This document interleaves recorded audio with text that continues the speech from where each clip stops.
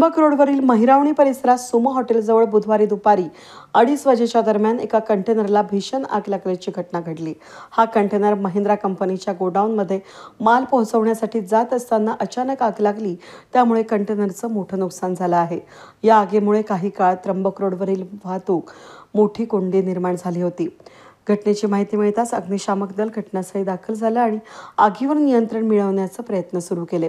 शर्थीच्या प्रयत्नानंतर आग आटोक्यात आणण्यात यश आलं। दरम्यान या आगीचं खरं कारण अद्याप स्पष्ट झालं नसून संबंधित यंत्रणा तपास करत आहे। आगीमुळे वाहन चालक आणि स्थानिक नागरिकांमध्ये भीतीचं वातावरण निर्माण झालं होतं।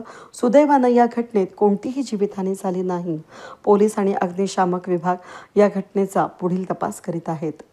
वेद न्यूजसाठी प्रतिनिधी कमलाकर तिवडे, महिरावणी।